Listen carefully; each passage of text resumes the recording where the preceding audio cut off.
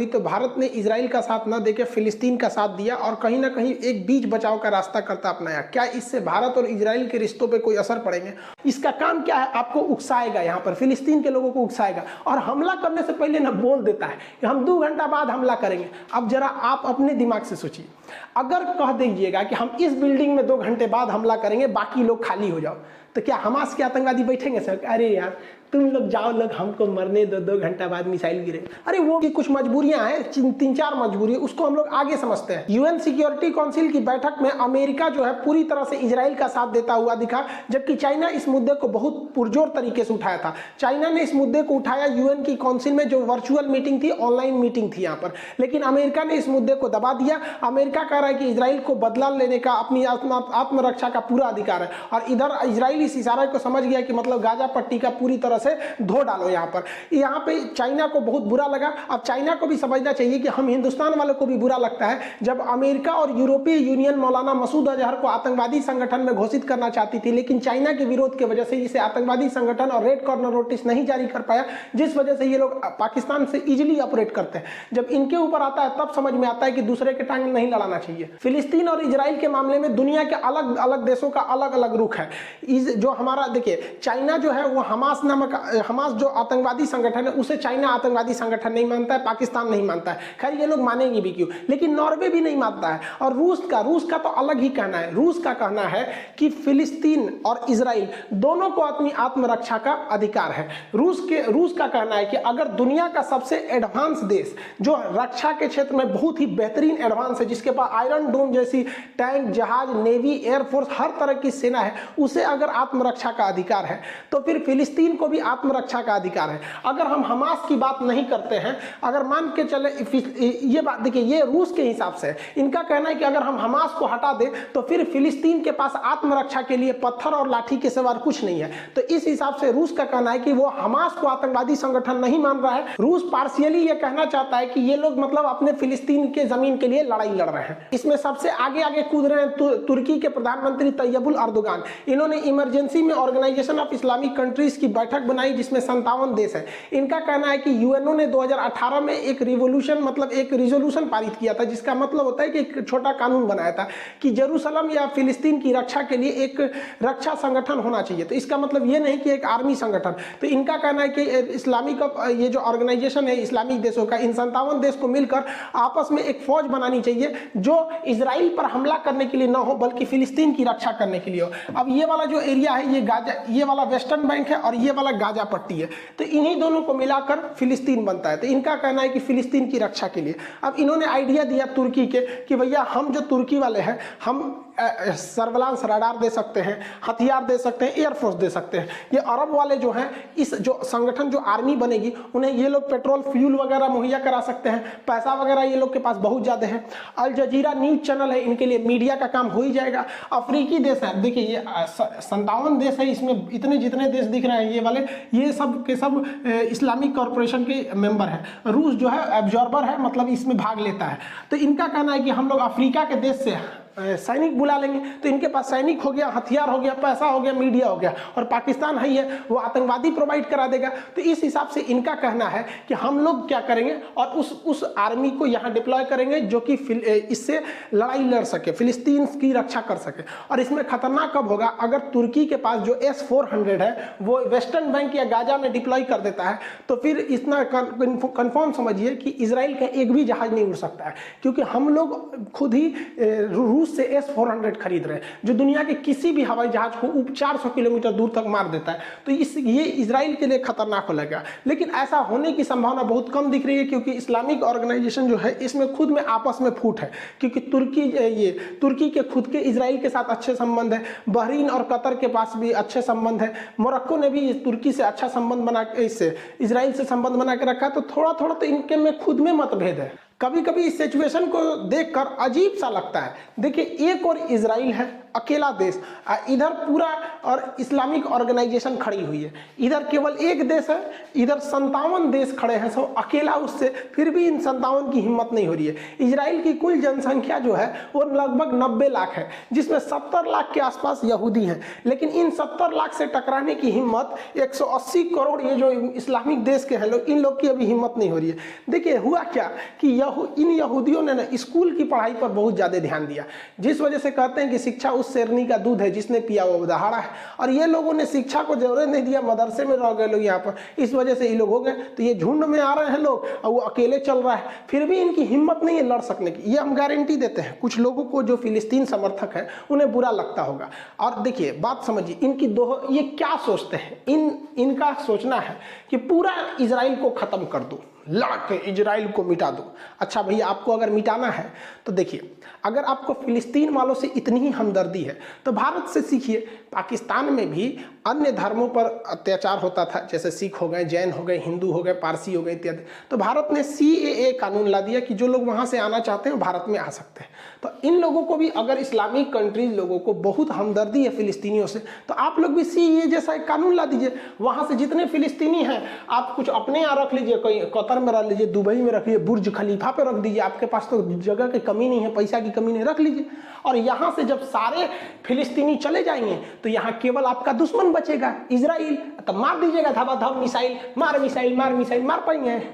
नहीं मार पाएंगे, क्योंकि उन्हें पता है कि ये एक अकेला देश इन सब पर भारी पड़ जाएगा। वहाँ पे 1990 के दशक में ये काफ़ी करीब आ गए थे, और इतना हुआ कि यहाँ के लोगों को नोबेल पुरस्कार तक मिला। देखिए, अगर किसी देश में आपसी संबंध स्थापित करना है, शांति स्थापित करना है, तो केवल पड़ोसी ही कर सकते हैं, क्योंकि पड़ोसी आप नहीं बदल सकते। अटल बिहारी वाजपेयी का कहना था, आप दोस्तों को बदल सकते हैं लेकिन अपने पड़ोसी को नहीं बदल सकते, इसलिए हमें पड़ोसी से अच्छा संबंध बना के रखना चाहिए। अब इजराइल जो है, इजराइल का यहाँ जो पड़ोसी है वो मिस्र है, इंग्लिश में इसे इजिप्ट कहते हैं, मिस्र। तो मिस्र जो था, मिस्र और इजराइल में युद्ध हुआ था, इस युद्ध में इजराइल ने मिस्र के कई भागों पर कब्जा कर लिया था, लेकिन दोनों में शांति स्थापित हुई। इजराइल ने कहा कि हम तुम्हें अब तुम्हारी जमीन लौटा देंगे, बदले में तुम इस बात को स्वीकार करो कि हम भी यहाँ पर एक देश हैं। तो इन दोनों ने स्वीकार किया, और इन समय तक अनवर सादात ये वहाँ के मिस्र के उस समय शासक थे, मतलब इन्हीं के पास सत्ता थी, लेकिन इनको मरवा दिया गया। अभी आप धीरे धीरे समझ जाएंगे कौन मरवा रहा है इनको। सोचिए, जिस इंसान ने शांति स्थापित किया उस इंसान को एसिसिनेट करके प्रधानमंत्री को मरवा दिया गया। उसके बाद देखिए, जो ये वाला जगह है फिलिस्तीन, फिलिस्तीन में एक संगठन है PLO। अब ये संगठन कह रही है कि देखो भैया, इजराइल से कहा कि देखो तुम भी जियो, हमको भी जीने दो, ठीक है, हम जितना में है हम ही रह जाते हैं, तुम भी खुश रहो। तो यासिर अराफात जो थे, ये नॉर्वे में बैठक हुआ था, ओस्लो में, नॉर्वे की राजधानी ओस्लो में। तो यासिर अराफात ने इसमें बहुत योगदान किया था। तो फिलिस्तीन के इस नेता की बहुत दुनिया में तारीफ हुई कि अब ये खूनी संघर्ष, मासूमों की जान अब नहीं जाएगी, ना इजराइल से कोई मरेगा ना फिलिस्तीन से कोई मरेगा। देखिए, ऐसा नहीं है कि केवल एक ओर से जान जाती है, इजराइल में भी बहुत लोगों की जान जाती है, लेकिन यासिर अराफात को पोलोनियम नामक जहर देकर मार दिया गया। ये कौन मरवा रहा है अभी आप समझ जाएंगे धीरे धीरे। इसके बाद देखिए, इजराइल के एक प्रधानमंत्री थे जिनका नाम था जितिन रोबिन। इन्होंने बहुत महत्वपूर्ण भूमिका निभाई थी। इन्होंने कहा था कि देखिए, हम इजराइल वाले, हमें रहने के लिए जमीन मिला, हम बहुत खुश हैं, हम ये भी चाहते हैं कि फिलिस्तीन वाले भी खुशी खुशी रहे, तो हम दोनों आपस में समझौता कर लेते कि ये तुम्हारा एरिया, ये हमारा एरिया। उन्होंने एरिया को डिसाइड कर दिया। ये भी इतने बेहतरीन प्रधानमंत्री थे रोबिन, इनको भी मार दिया गया। सोचिए, इजराइल के प्रधानमंत्री जिसके ऊपर एक बम नहीं गिर पाता है, देश का नागरिक सुरक्षित है, उसके प्रधानमंत्री को मार दिया। ये तीनों लोगों को मरवा दिया गया। आप जान के ताज्जुब करेंगे, तीनों को शांति का नोबेल पुरस्कार मिला था।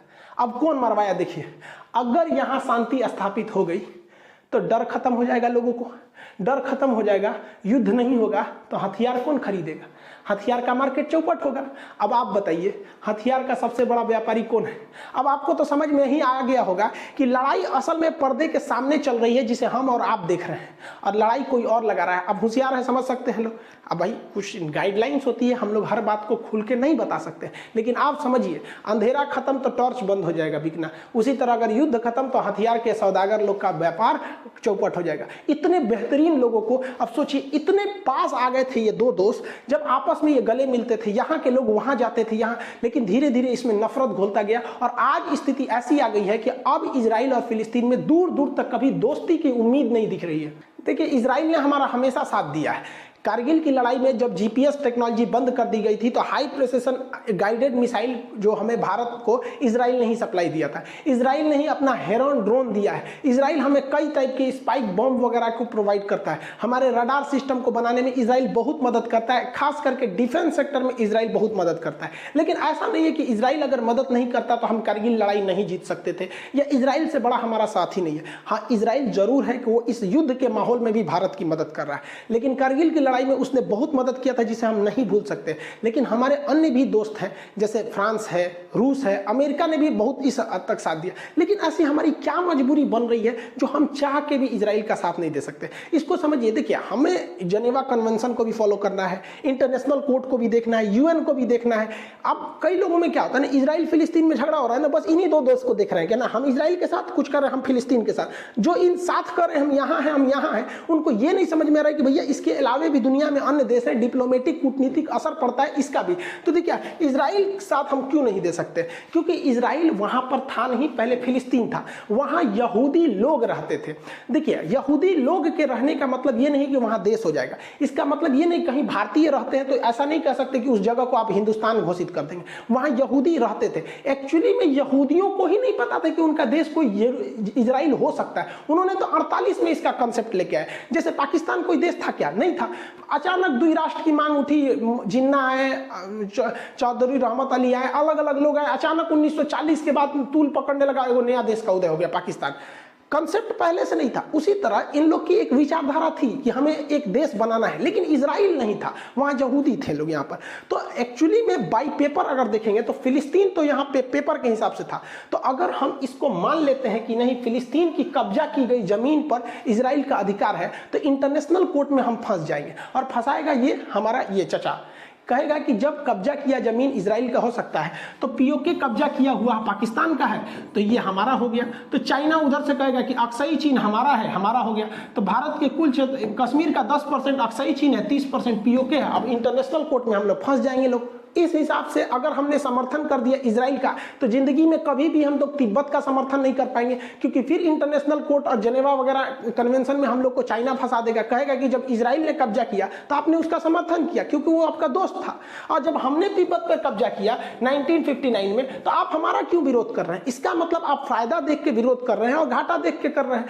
आपका अपना कोई सिद्धांत नहीं है, तो हम इस हिसाब से फंस जाएंगे। इसके अलावा चाइना जो है वो दक्षिणी चीन सागर पर कब्जा करना चाहता है, तो भारत कभी भी इसका विरोध नहीं कर पाएगा इंटरनेशनल कोर्ट में, क्योंकि भारत खुद इजराइल का अगर समर्थन कर देता है कब्जा किए गए जमीन पर, तो हम वहां पे फंस जाएंगे। दक्षिणी चीन सागर पूरी तरह से ले जाएगा, और यहां भी जमीन की लड़ाई नहीं, दक्षिणी चीन सागर के अंदर बहुत बड़े मात्रा में पेट्रोलियम है, और यहां पर चाइना जो है वो एक बहुत ही पुराना नक्शा को फॉलो करता है जिसका नाम है 9 डैश लाइन। तो चाइना कहता है 9 डैश लाइन के अंदर के सारे द्वीप हमारे हैं। तो यहां चाइना को बहुत फायदा हो जाएगा भारत के स्टैंड की वजह से, और जापान नाराज हो जाएगा हमसे, क्योंकि इन द्वीपों पर जापान का भी इधर से विवाद चलता है। तो चाइना और ऑटोमेटिक कर लेगा। अब भारत को जापान बुलाएगा तो भारत वहां पे भी फंस चुका रहेगा। सबसे बड़ा मुद्दा जो हम इजराइल का साथ नहीं देते हैं वो है यूएनओ। यूएनओ में हमें सुरक्षा परिषद में अस्थायी सदस्यता चाहिए, ताकि हमें भी वीटो पावर मिल सके।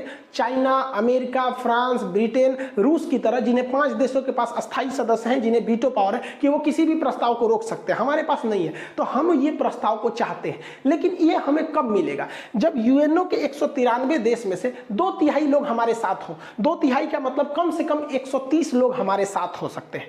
अब देखिए, हमें इन 130 लोगों का समर्थन जुटाना है। तो अगर हम इजराइल को खुश रखेंगे तो हमसे जो इस्लामिक कॉरपोरेशन के 57 देश हैं वो हमसे खिलाफ निकल जाएंगे। तो 193 में से अगर 57 निकल गए तो टोटल बच गए सब 136, क्योंकि अगर ये OIC वाले अगर अलग हो गए तो केवल बच गए 136। तो क्या लगता है कि दुनिया के 136 देश में से 130 हमको दे ही देंगे सब? तो यही सबसे बड़ी समस्या है। लेकिन भारत इन सारी चीजों को इजराइल को समझाता है कि देख भैया, हमसे तुम्हारी कोई दुश्मनी नहीं है। भारत के लोग इजराइल को फेवर करते हैं, सेना इजराइल का बहुत हथियार यूज करती है, हमारी विदेश नीतियां होती है, लेकिन हमने हर एक बात इजराइल के सामने अवगत कराया है कि भैया हम कूटनीतिक रूप से फंसे हुए हैं, हम डायरेक्टली खुल के तुम्हारा साथ नहीं दे सकते। और भी बहुत से वजह है। व्यापार को देखिए, अगर हम इजराइल के व्यापार को देखें, ओवरऑल देखना चाहिए रिलेशन। ऐसा नहीं है कि इजराइल ने ही हमें सब कुछ हथियार दिया है, भैया इजराइल से ज्यादा हमारे लिए फ्रांस ने रफाल दिया है, रूस ने दिया है, ऐसा नहीं। अभी अमेरिका उससे ज्यादा भी हमारे पास आ रहा है। लेकिन अगर आप व्यापार देखेंगे तो इजराइल के साथ इंडिया का टोटल व्यापार का केवल 1% व्यापार होता है, जबकि अरब देशों के साथ हमारा 18% का होता है। तो 1% को खुश रखने के लिए हम 18% गंवा दें, ऐसा तो कोई बेवकूफ़ी भारत में अभी के वक्त में कोई करने वाला नहीं है। इजराइल से हमें हथियार मिलते हैं, जरूरी है, बात अलग है, हमें कहीं और से भी मिल सकते हैं। ऐसा नहीं कि इजराइल हमें हथियार नहीं देगा, इजराइल भी हमारी मजबूरी समझता है। लेकिन अगर अरब देश को देखेंगे तो फिर पेट्रोलियम हमारा चल जाएगा, व्यापार चल जाएगा चौपट, क्योंकि उनको कुछ बनाने आता नहीं है, सीधे भारत से खरीदते हैं। साथ ही हम लोग को वहां पे 55 लाख लोगों को वहां पे रोजगार मिला है, प्रत्यक्ष अप्रत्यक्ष रूप से। तो इतनी बड़ी चीजों को हम दांव पे नहीं लगाएंगे, इसलिए भारत खुलकर इजराइल के साथ नहीं आ रहा है। एक और स्ट्रेटेजिक महत्व है कि भारत अगर मुस्लिम देशों के साथ अच्छा संबंध बना के रखता है तो मुस्लिम देश इस बवासीर का साथ नहीं देते हैं। अक्सर अभी आप देखे होंगे कि अरब वगैरह देश ने इनको लोन नहीं दिया, लोन का पैसा वापस मांगने लगा है। तो ये भारत का दबाव है जो काम कर रहा है, वरना ये लोग अगर पाकिस्तान के फेवर में चले जाएंगे तो इनको संजीवनी बूटी मिल जाएगा, क्योंकि ये अगर कचड़ा भी दे दे तो इनके लिए वो जन्नत हो जाएगा। ये लोग अपना डेवलपमेंट कर जाएगा और पाकिस्तान की फौज को हथियार मिल जाएगा उन्हीं पैसों से। तो हमारे दबाव की वजह से हम लोग इन इस्लामिक ऑर्गेनाइजेशन के जो देश हैं इन्हें हम कहते हैं कि हम आपके साथ खड़े हैं फिलिस्तीन के मुद्दे पर, लेकिन आप भी हमारे आंतरिक मामले को। तो ये लोग भी कहते हैं कि जब भारत कश्मीर के मुद्दे पे आप देखिए इन्होंने सीधे पल्ला झाड़ दिया। ये तो गया था यहाँ का प्रधानमंत्री गए थे वहाँ तो पानी उन्हीं के लिए भी नहीं पूछे थे। आप फिलिस्तीनियों की भावना को समझिए, उनके साथ क्या बीत रहा है। वो 100% पे थे 1947 से पहले, अभी 12% से भी नीचे घट गए हैं। ये जो दांत चियार रही है ना, ये बहुत खतरनाक है बुढ़िया। इस ससुरी सब क्या क्या लंदन में बैठ के करते हैं सर, आप थोड़ा समझिए। हम अखंड भारत थे, म्यांमार से शुरू होकर अफगानिस्तान तक जाते थे। इन लोगों ने जो बहुत होशियार बन रहा है सर, अभी तो इंग्लैंड का नाम ही नहीं आ रहा है, शांति से बैठा है लंदन ब्रिज पे बैठ के सोच रहा समुंदर के किनारे, क्या क्या तांडव मचा के गए सर। पूरी एशिया की बर्बादी इन्हीं सब की देन है। 1876 में अफगानिस्तान अलग कर दिए सब हमसे, 1904 में नेपाल तोड़ दिया सब, 1906 में भूटान तोड़ दिया सब, 1907 में तिब्बत तोड़ दिया सब। शंकर जी का जो कैलाश पर्वत मानसरोवर चल गया तिब्बत में, चाइना कब्जा कर लिया। का शंकर जी उधर थोड़े थे, हमारे अखंड भारत में थे वहां पे। 1935 में श्रीलंका तोड़ दिया सब, 35 के नियम के तहत ही 37 में म्यांमार को तोड़ दिया सब, 47 में पाकिस्तान चल गया, 1972 में बांग्लादेश हो गया। हम लोग सिमट के रह गए। तो जो सेंटिमेंट्स हमारे साथ है वही इनके साथ है। हम हिंदुस्तानी नहीं चाहते हैं कि हमारा अखंड भारत हो जाए, तो वही है। इस ससुरे लोग पर्दा के पीछे देखिए, इन लोग का एक ही उद्देश्य है, दुनिया में अशांति रहो। जब तक मार होगा तब तक दबंग लोग की बहुत भलाई होगी। इन लोग का हथियार बिकेगा, आपस में लड़ा जड़ा के एगो कहेगा कि तू अमेरिका के फेवर में चल जाएगा, ब्रिटेन के फेवर में चल जाएगा, दोनों में बंदर बाट हो जाएगा। यहाँ फिलिस्तीन की भी बहुत बड़ी गलती है। देखिए फिलिस्तीन वाले लोगों ने अपनी जमीन यहूदियों को बेची थी, तो भैया जब बेचे थे तो अभी का लात नहीं खाओगे वहां पे। दूसरा हमास जो है इंटरनेशनल, देखिए इजराइल कभी भी डायरेक्ट हमला नहीं करेगा, लेकिन इजराइल बहुत होशियार है, ऐसा जगह पहुंचेगा कि आप उद्विदा का हमला करेंगे, जहां हमला करेंगे हमास तो ऐसा पहुंचेगा कि पानी नहीं मांगेंगे। देख रहे हैं ना, दौड़ा मार रहा है। अल जजीरा का बिल्डिंग उड़ा दिया, वहां पे तो एक होटल था उसको उड़ा दिया, वहां पे बड़े बड़े बिल्डिंग्स को तहस नहस कर दिया। और ये अच्छे से मारता है, डर पैदा कर करके मारता है। इसका काम क्या है, आपको उकसाएगा, यहाँ पर फिलिस्तीन के लोगों को उकसाएगा और हमला करने से पहले ना बोल देता है कि हम 2 घंटा बाद हमला करेंगे। अब जरा आप अपने दिमाग से सोचिए, अगर कह दीजिएगा कि हम इस बिल्डिंग में 2 घंटे बाद हमला करेंगे, बाकी लोग खाली हो जाओ, तो क्या हमास के आतंकवादी बैठेंगे सर? अरे यार तुम लोग जाओ, लोग हमको मरने दो, 2 घंटा बाद मिसाइल गिरे। अरे वो भी भाग जाते हैं, सब भाग जाते हैं सब। खुद अमेरिका और इजराइल चाहते हैं कि ये मामला लंबा चले ताकि अरब देश हमसे दहशत में रहे यहाँ पे। लेकिन इन लोग को क्या समझ में आता है? इन लोगों ने जो यूएनओ की बात को इग्नोर किया था। यूएनओ इन लोग को यहाँ पर जमीन दिया था 1947 में, इन लोग को जमीन दिया था, लेकिन इन लोग को लगा कि ना हमारा पूरा फिलिस्तीन चाहिए, ले लो पूरा फिलिस्तीनियों से भगा देगा। कुछ लोग कह रहे हैं कि फिलिस्तीन पर जुल्म हो रहा है, इंसानियत कहाँ गई? भैया इंसानियत अफगानिस्तान में कहाँ गई थी, जहाँ महात्मा बुद्ध की इतनी बड़ी मूर्ति को तोड़कर तालिबान वालों ने खाली कर दिया था, वहां इंसानियत नहीं दिखाता। लोग कह रहे हैं कि इजराइल के हमले में मासूम लोगों की भी जान जा रही है। 9/11 का जब हमला अमेरिका में हुआ था ना, तो इस बिल्डिंग में ड्यूटी कर रहे बेचारे लोगों की कोई गलती नहीं थी, उन लोगों की भी यहाँ पे कोई गलती नहीं थी। और जो लोग कहते हैं मासूम जल रहे हैं, जब हमास रॉकेट मारता है ना, तो उसके रॉकेट में कोई गाइडेंस सिस्टम नहीं रहता है, कहाँ जाके गिरेगा ये हमास को भी नहीं पता है। और अगर आयरन डोम इजराइल के पास नहीं रहता ना, तो इजराइल आज के समय में उसकी जनसंख्या आधी कर दिए रहते सब ये हमास वाले। तो अजीब बात करते युद्ध में इंसानियत देखेंगे। बहुत इंसानियत देखना है तो बोलिए ना अजरबैजान को कि नागोर्नो कराबाख से वापस आ जाए।